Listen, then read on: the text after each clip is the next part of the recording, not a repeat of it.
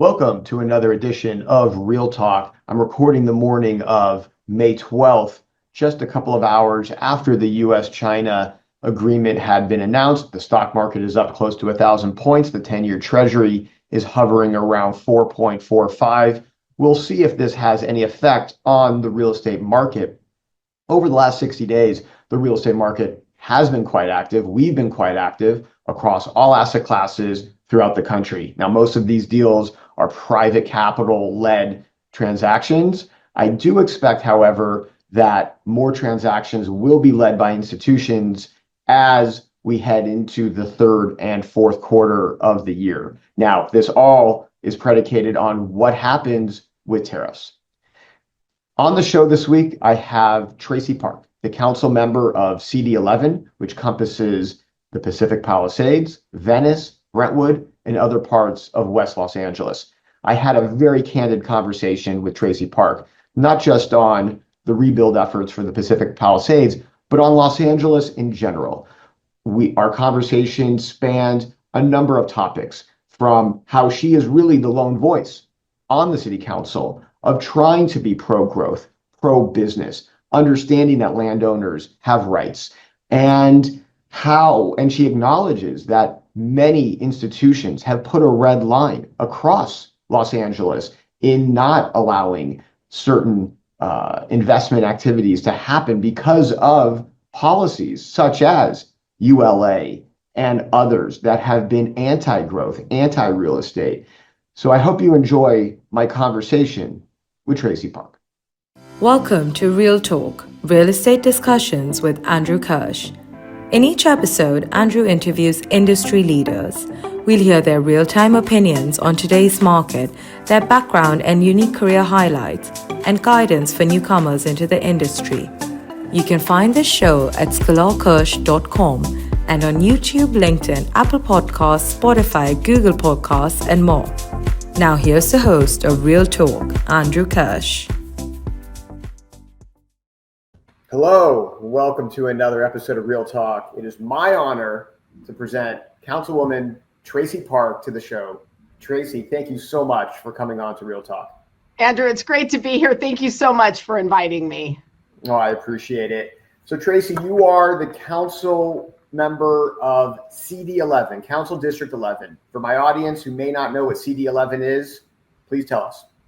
Los Angeles City Council District 11 is the west side of Los Angeles. The council district spans from Mulholland in the north all the way down the coast to and including LAX, all the way east to the 405 freeway. Wow, I mean, that dense area of LA, how many people live in your district? About 85,000 or so.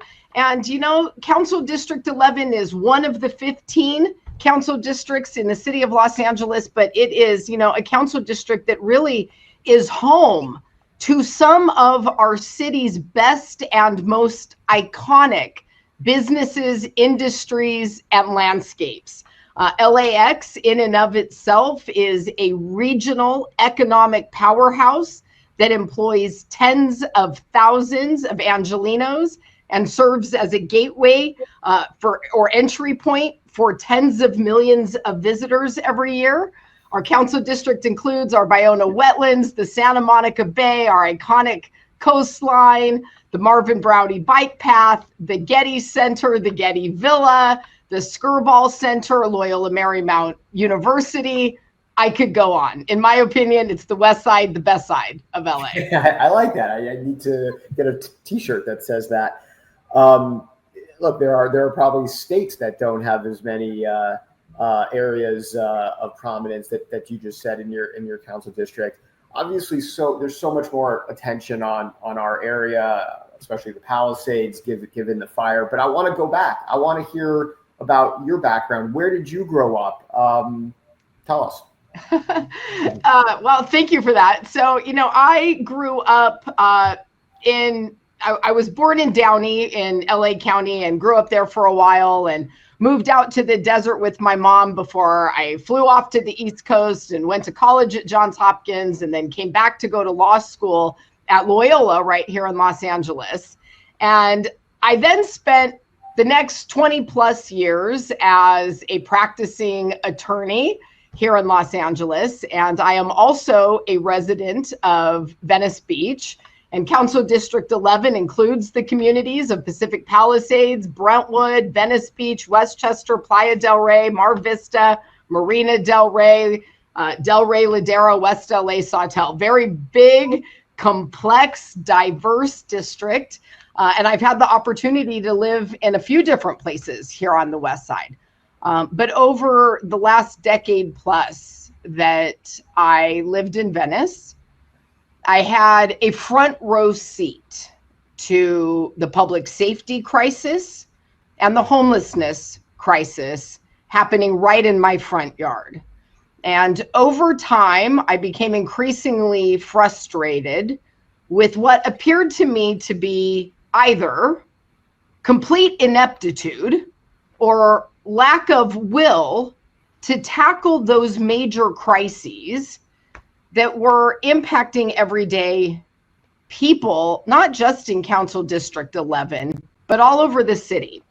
And as a lawyer, I had spent much of my career working directly with cities all over California, advising on policy development and legal compliance, general municipal liability, labor relations and personnel related matters. And so many of the issues that I was seeing in Los Angeles weren't unfamiliar to me, although I had never been involved in politics. I mean, I hadn't run for office since student council in 10th grade. And in fact, I had never stepped foot inside LA City Hall until the day I was sworn in here.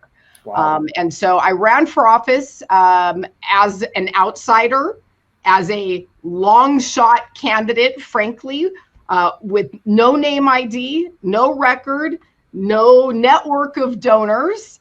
And in fact, when I first announced my campaign, we were calling around trying to onboard professional consulting help. And, people would tell me at the time, oh, you are a first time candidate running against an incumbent in Los Angeles. That's cute. Good luck with that. But I had spoken with communities all over the West Side, everyday neighbors, stakeholders, business owners, and it was apparently clear to me that we needed a change on the West Side, that we needed more collaboration with local government through the council office, and we needed someone who was a better representative of what our communities were actually asking for. And so I ran on a platform of tackling the issues of homelessness and public safety. And I was elected to the Los Angeles City Council in November of 2022. And Andrew, what a wild ride it has been from day one.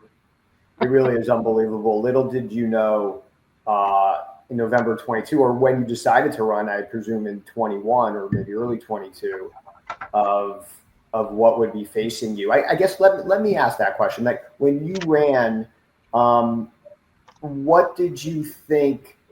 How did you think you could make an impact? And your visions of being a council member, now that you have been a council member for 3 years or so, how does it measure up to what your expectations are? I was such a novice at this, Andrew. When I ran for office, I had no idea what to expect, frankly. And the job is so much bigger and more complicated than I ever could have imagined. As someone who didn't grow up in politics or in City Hall, and the city of Los Angeles being as big and complicated and broken as it is on so many levels, the learning curve has been incredibly steep for me. When it comes to homelessness and public safety, and let me just set the table here by reminding folks what the West Side looked like in 2021. Sure, just drive on San Vicente Boulevard to get into Brentwood. It was horrible. It was horrible. And there were just massive encampments in every community. Crime had skyrocketed to levels that we hadn't seen in a generation in Los Angeles. And I wanted to use my experience as a lawyer to try to help Los Angeles make better decisions, data-driven decisions, instead of policies that were based on the bumper sticker of the day or the slogan or soundbite of the day. I wanted to use my skills and background to evaluate what policies have been successful here in LA and what haven't. Remember back in 2020, the LAPD was defunded by about $150 million. We lost almost 1,000 sworn officers as a result of that.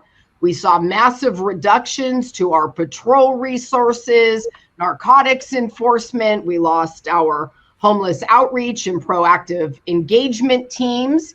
And immediately we saw the crime spike, the response times start to take longer. And frankly, at the end of the day, in combination with a district attorney that wasn't interested in prosecuting crime, we handed the streets of Los Angeles over to thieves and criminals. Yep. On the homelessness front, we have for the last 2 decades invested billions of dollars every year in policies and programs that have not yielded results. There has been little to no oversight or control over the spending.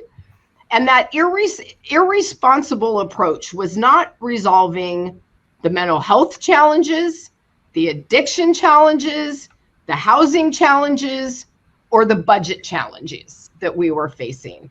And so I, upon taking office, tried to not only lobby for the policy changes that have been necessary, like investing more money in our police officers, expanding our patrol and coverage across our communities, building out our real-time crime centers to give police the technology supplement that they need to do their job, but also using the tools that I have to protect our public spaces and balance the rights of our homeowners and visitors and businesses with the needs of folks living on the streets. And in my first 2 years in office, we were able to bring more than 700 folks off the streets who were living in tents and vehicles.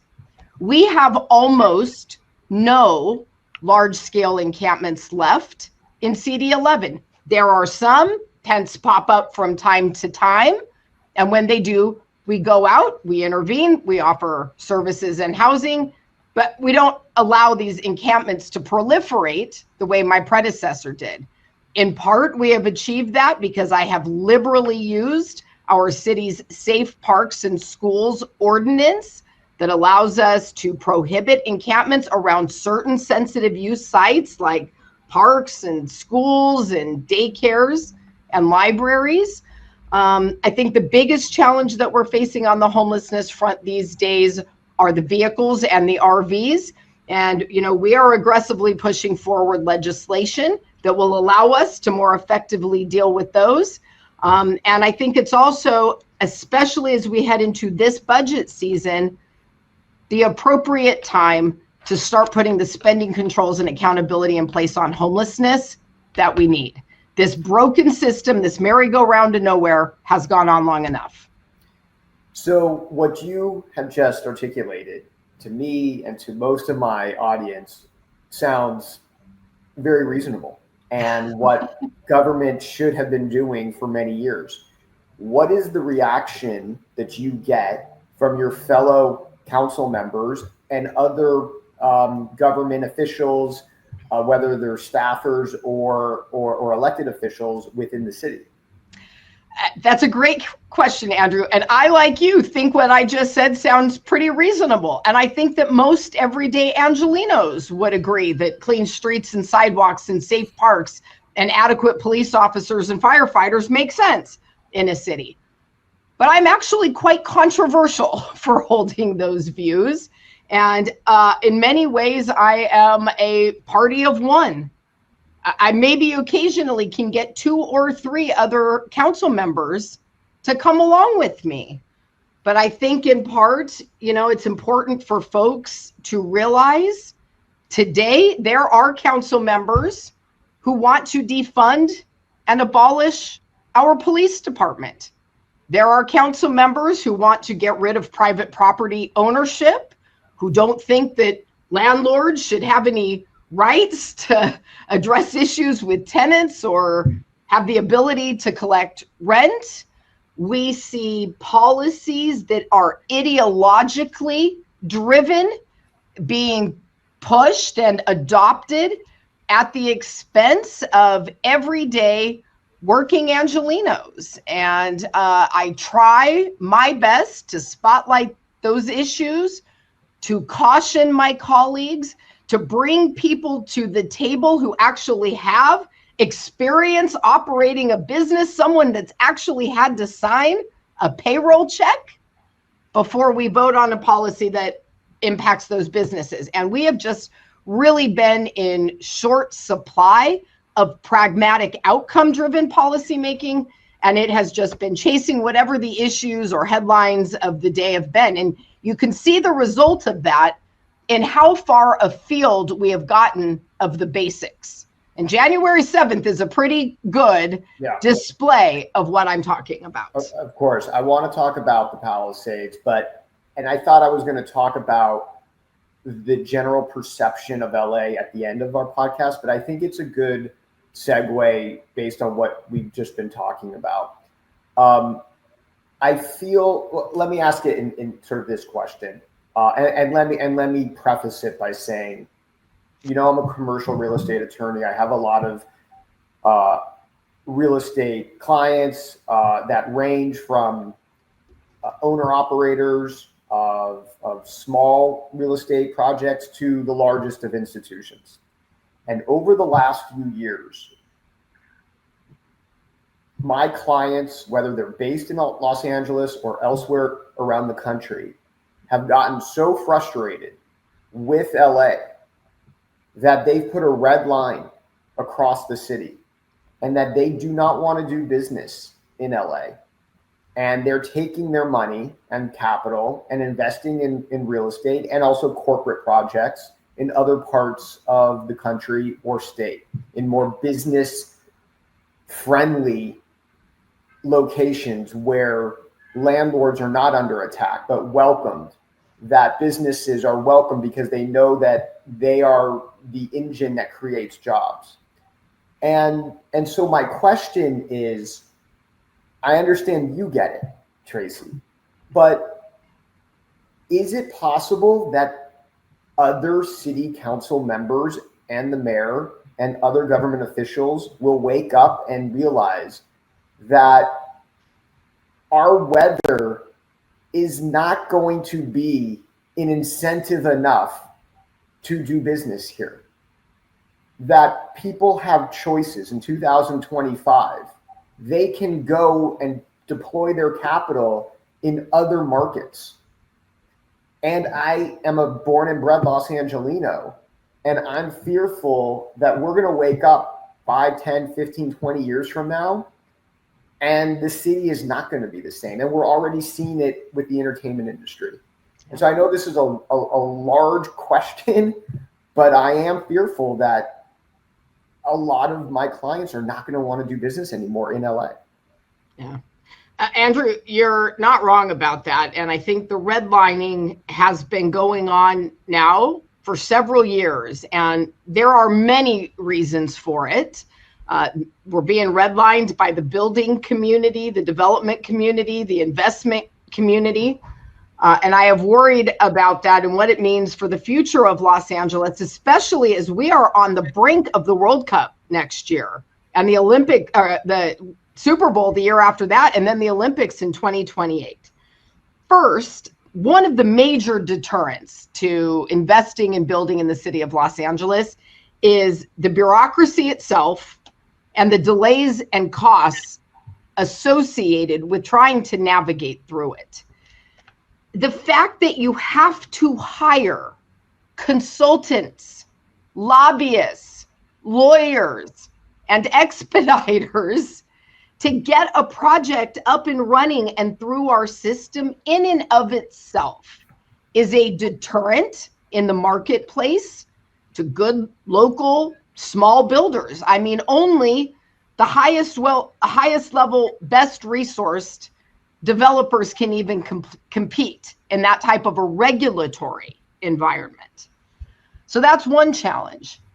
You add complications of regulations on top of that, coastal zones and historic preservation and overlay zones and other things on top of it, and it gets even more complicated. Not to mention the ULA. And then I was going to say, you add on top of that taxes like ULA that deter people out of the Los Angeles market. And what do you think is going to happen?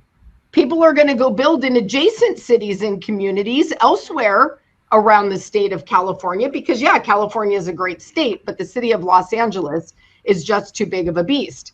And, you know, I took a lot of arrows during my campaign because I didn't wholeheartedly endorse Measure ULA. And I tried to warn folks that this is likely to have the opposite effect of what you're trying to do here, which is increase housing production in the city of Los Angeles.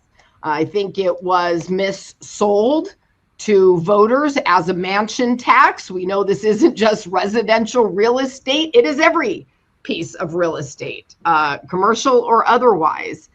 That is driving people out of the market. It is driving the cost of rents up.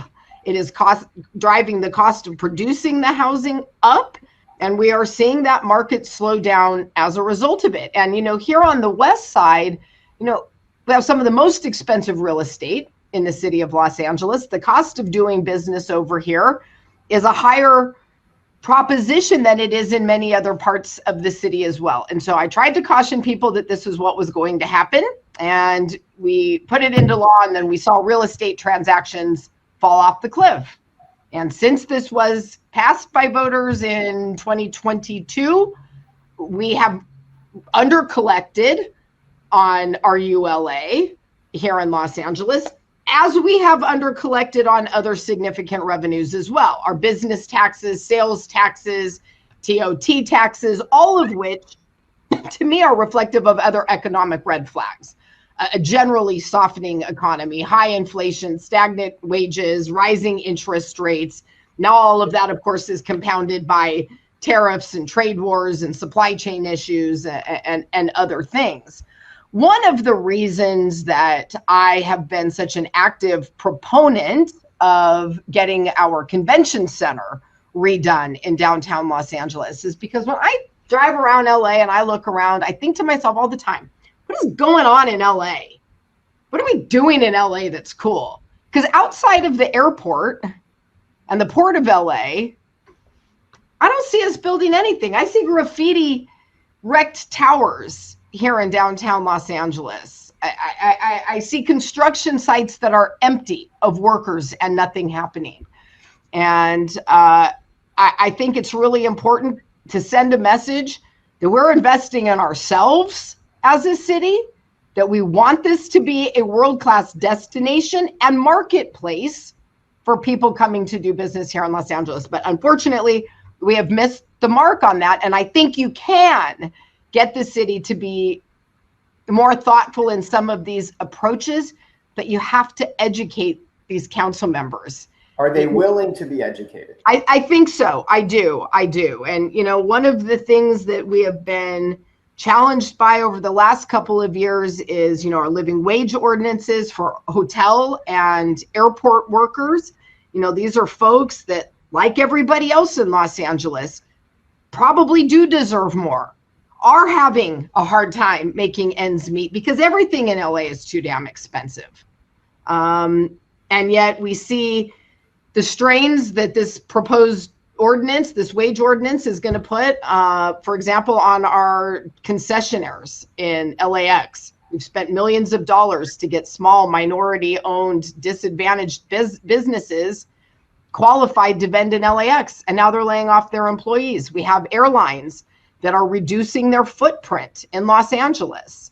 At our hotels, we've got 2 now around the airport that are closing down, 1 out in the valley. I have a fully entitled hotel in Venice, which we need in time for the Olympics, because I spent the last 2 years getting the Olympics to come to Venice Beach, and we need the hotel rooms, but they're pulling out because of all of these issues with costs and ULA. And, you know, I worry a little bit about how that bodes for the Palisades as well.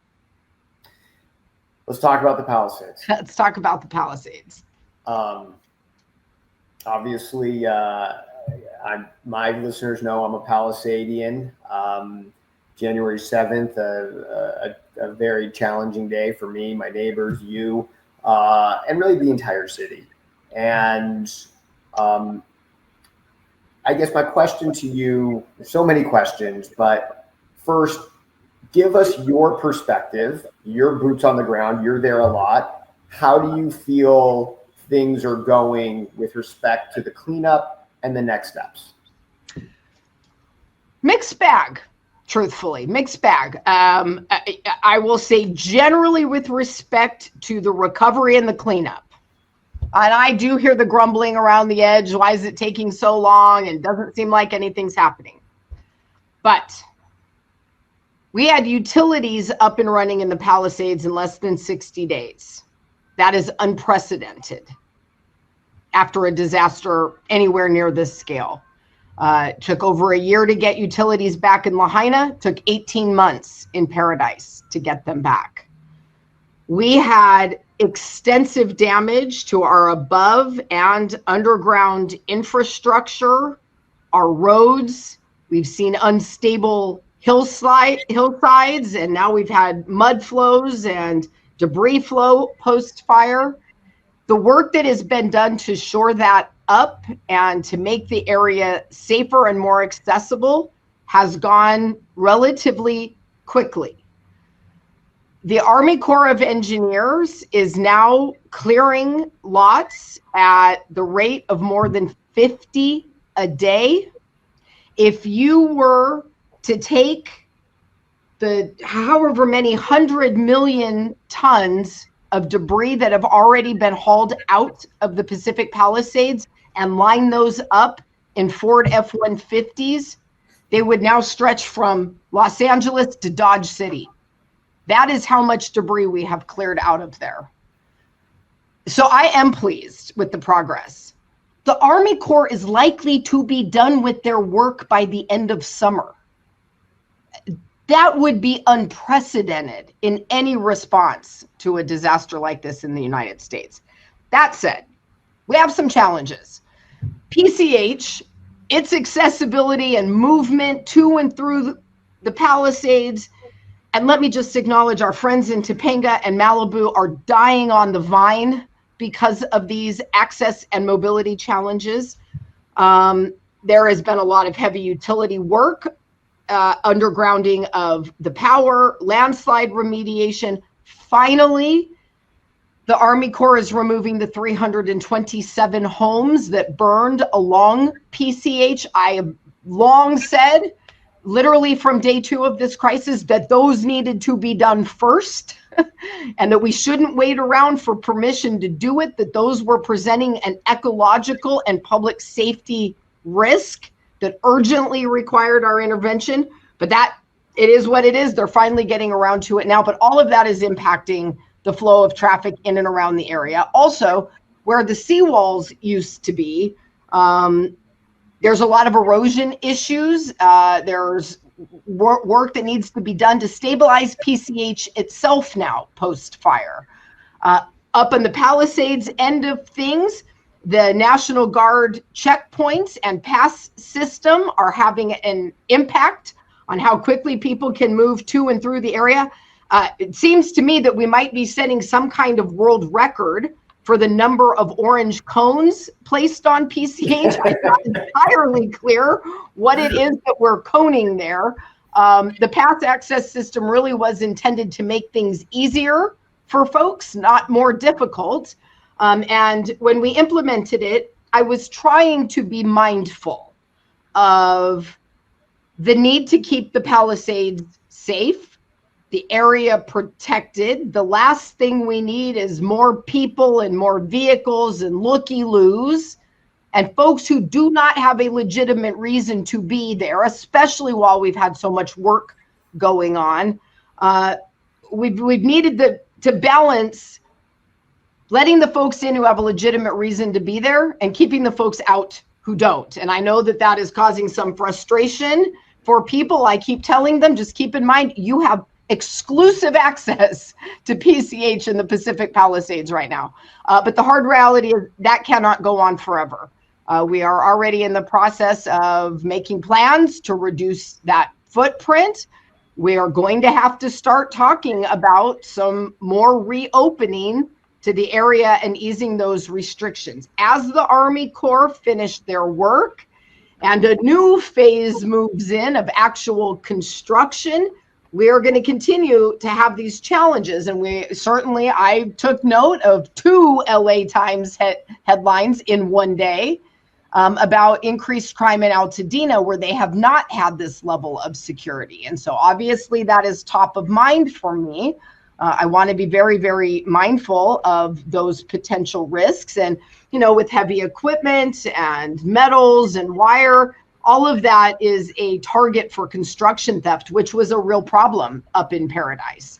And so that's something that we're going to have to work out and make sure that we have an adequate law enforcement presence. But you probably heard the governor's announcement that PCH should be up and running mostly by the end of May. And I think that's probably around the timeline that we're going to have to look at starting to reduce the amount of security that we have on the ground around the Palisades. How about the permitting process in terms of rebuilding? I am hearing anecdotally that people are optimistic, that they think that they're going to be able to start construction relatively soon. 30, 60, 90 days. I don't know if that's a pipe dream or is it reality? We have 6 properties already broken ground. So we haven't even cleaned up the mess yet, and we're already rebuilding. So I am hopeful about it. I just got an update today thinking you might ask me this. So far, 206 permit requests have been submitted and 31 permits issued. I know folks are going to say that doesn't sound like a lot, but to be less than 5 months out from literally the entire town burning to the ground and being reduced to rubble and ash, it's a pretty significant projection. There is a lot more in the pipeline, and I think the floodgates are on the brink of opening. There are many reasons why we haven't seen more yet, and I'll give you my thoughts about some of them. One, people are still facing a lot of uncertainty with insurance, claims, coverage, dealing with their mortgage companies, mortgage holders on potential modifications, trying to figure out how they're going to cover the gap between actual rebuild costs, what insurance will cover, and what other resources or not they may have to bring to the table is one thing. I think other folks are waiting for more certainty around the timelines.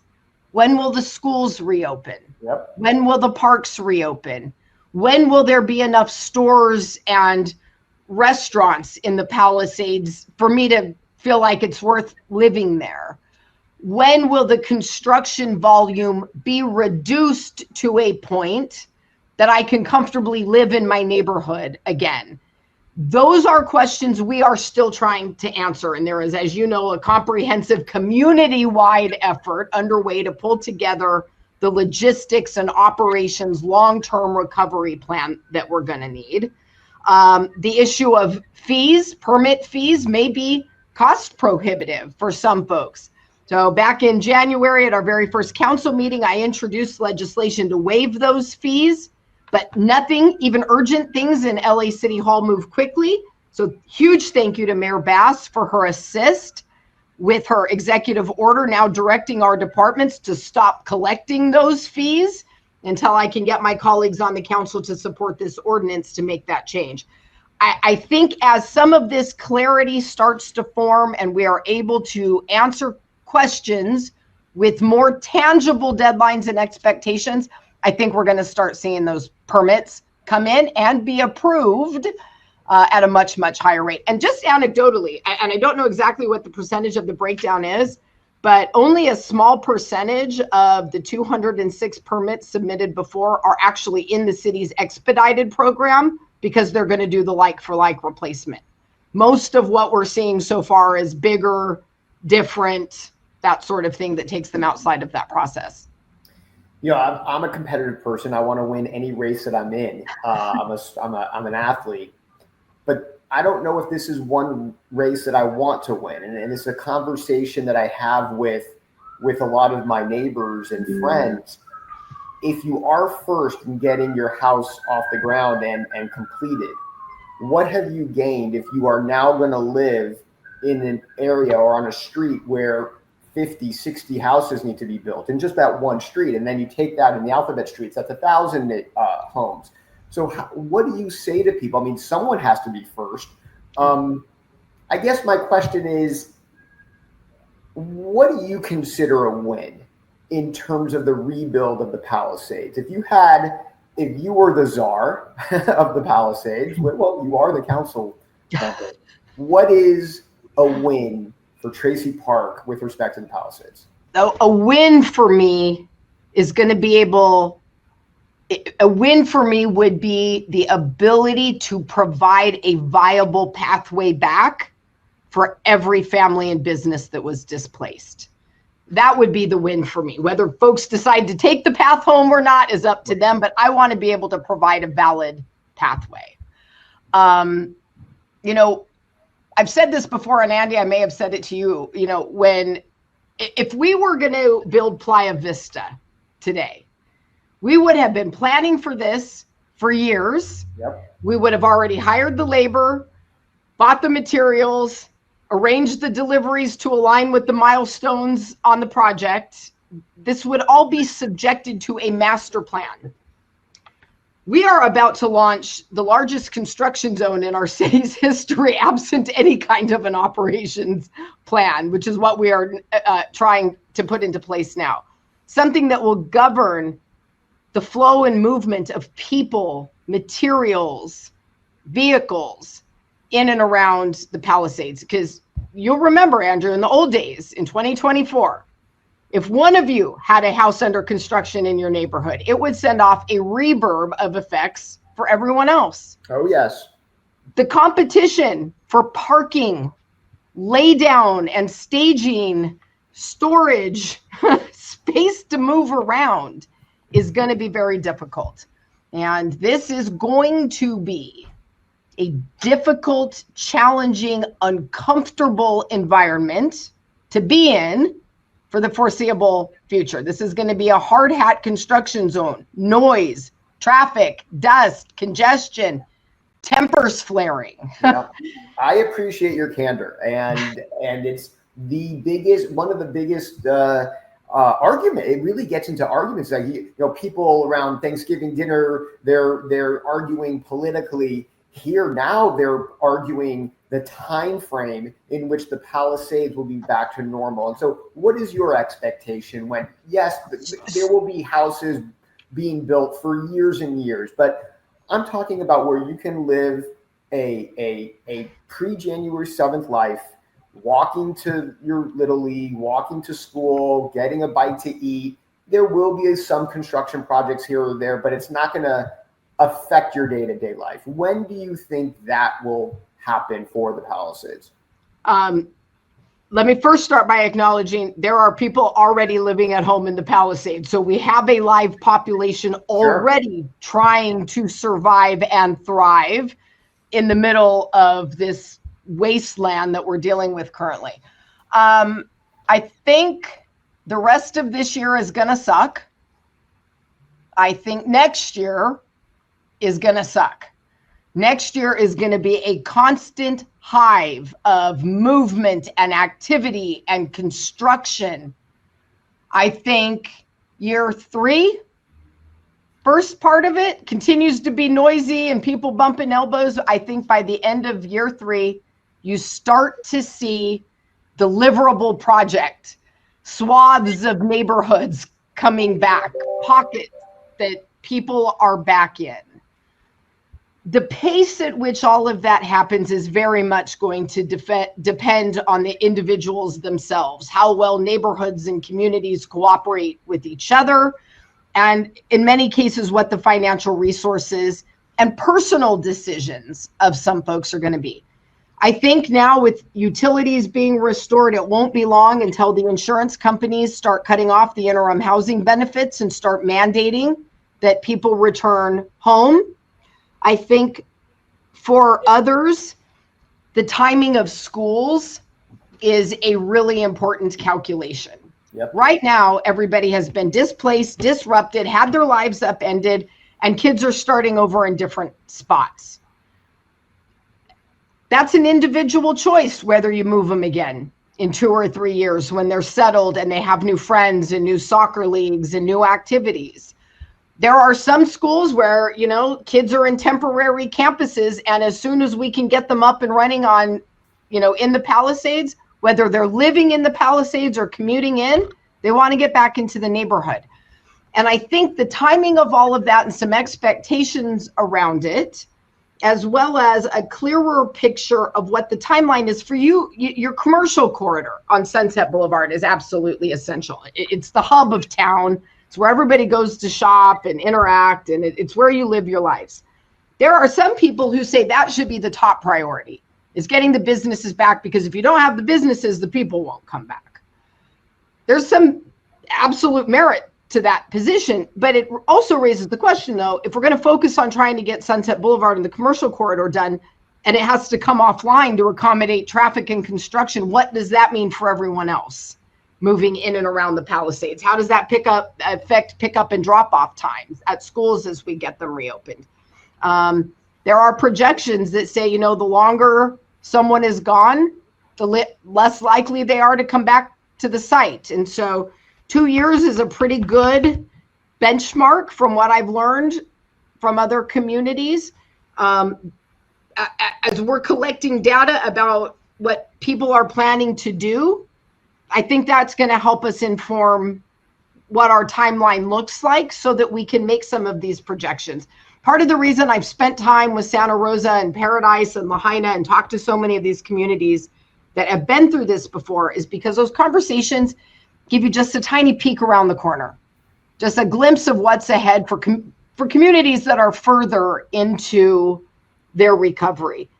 Santa Rosa has really set the bar for how quickly residential housing can be rebuilt, but they're still not done. And how many years is that? 17, 18, 19, 20, 21, 22, 23, 24, 25 years. Yeah. And that's a community similarly resourced in many ways to the Palisades. Sure. And so, I think it's probably a longer timeline until you see every project done and the last truck rolls out of the Palisades. But I think around the end of year 3 is when you start to see and feel some normalcy, some reduction in the number of things that are under reconstruction. I think it's the end of year 3. Yeah. Certain elements are going to open sooner, but it's to each person to decide how many of those are enough for me to come back. We could talk for hours about this, and I want to be respectful of your time, but last couple questions. When you look back at January 7th and all of the reports that have been done, and I understand the federal government is maybe still here or was here this week, what could have been done differently? So we knew, look, we had unprecedented winds, dry conditions. As humans and government, what could the city have done differently to mitigate the scope of the spread of the fire so that maybe it wouldn't have been 6,000 homes. It could have been a lot less. Is there a world that things could have happened differently? Yeah. I think we all have a lot of questions about a lot of things that range from reservoirs and fire hydrants to deployment decisions and the staging of assets to the notifications and the evacuations to what the origin and cause of the fire were. All of that is fair game. And if anybody deserves answers about what could have been done differently or better, it's you guys, and it's me as your council member. These investigations are currently underway, and I don't want to get ahead of myself by making a prediction that one thing would have changed the outcome or another. From what I understand, the issues with the fire hydrants and water pressure running low likely would have happened in any part of the city with a fire at that scale. That is not what those are built for. A fire hydrant is meant to give you a little bit of cover for a limited amount of time on a fire that involves one, maybe two houses. That's what that's for. I think the issues related to brush clearance and brush management, and I'm not talking so much about within the Palisades proper, although certainly there is real merit to needing to keep defensible immediate space around any structure. But when you look at our Santa Monica Mountains and our hillsides that haven't been managed, brush hasn't been cleared, fire lines haven't been cut, controlled burns haven't been performed to manage that fuel load, all of that can contribute. The wind factor here is another complication. You fight a raging fire like that with air assets, and we struggled to do that because of the wind. You know, if that same fire had started in a densely populated neighborhood like Venice, that conflagration would have spread regardless of where it was, just given the wind and the way that fire moved. I'm not sure what the answers are going to be, and I think that the investigation handled by outside independent auditors to identify those issues and use their professional expertise to draw those conclusions and make those findings is really important. And I have been very, very clear about this from day one, and I'll say it again. When we identify whether there were folks culpable for this, I expect them to be held accountable. And whatever the best practices are, the policy changes that we gleaned from this, I want to see them enacted all over the city, because I don't want anyone else in LA to have to go through what you and our friends and our neighbors in the Palisades have dealt with. So that is my commitment in seeing this through. And I know that's frustrating. Everybody wants the answers right now today. So do I.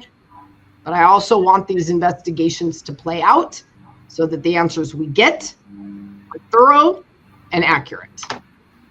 Well, Traci, I don't want to speak on behalf of all the Palisadians, but I could just tell you, at least on behalf of my family, I am so grateful that you are our council member.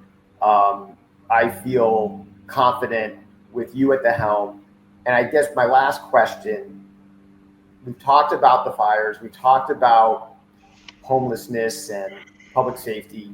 Give my audience a gleam of optimism about the city. Let's leave this podcast with an uplifting note, because there are so many great things about this city. And I completely agree with you that this area of West LA has transformed. Forget the Palisades, because obviously you weren't predicting that. But driving around Brentwood, driving around Venice, it is night and day since you've been in office. And so what are the couple of things that you can pinpoint that you want my audience to take away? Well, if I've proven anything in the 2 years, 4 months, and 30 days that I have been in office, it's that these problems can be solved.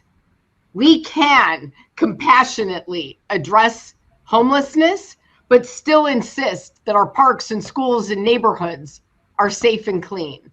We have demonstrated that when you come together as a community with a get back to basics and demand results approach to things, those solutions can in fact be delivered. I am confident that the Pacific Palisades is going to come back. It is going to take us a minute. We are doing a major reboot, but it is going to come back more beautiful, more thriving, and better than ever.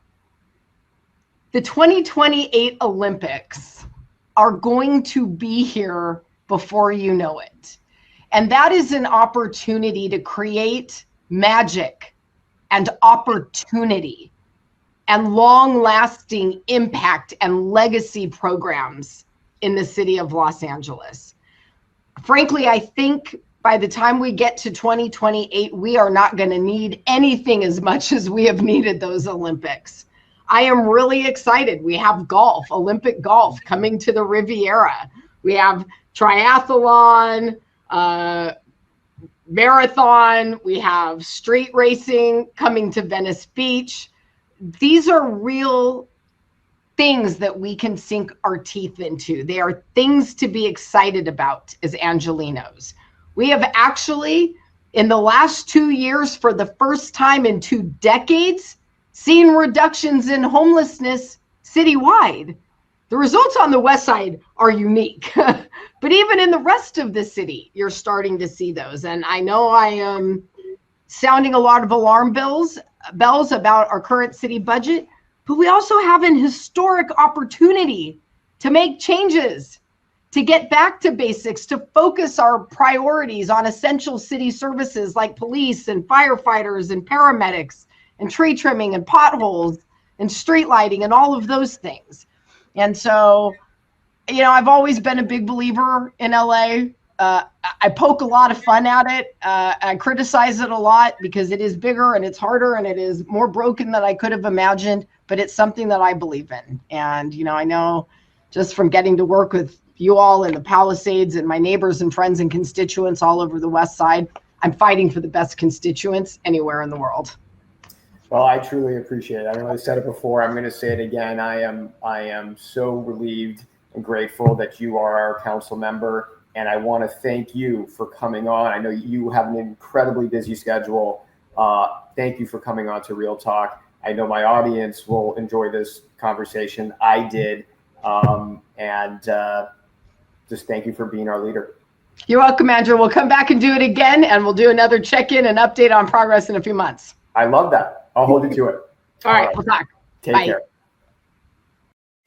You've been listening to Real Talk, Real Estate Discussions with Andrew Kirsh. You can catch prior episodes at scholarkirsh.com and on YouTube, LinkedIn, Apple Podcasts, Spotify, Google Podcasts, and more. Thank you for your positive reviews, comments, and for sharing the show with others.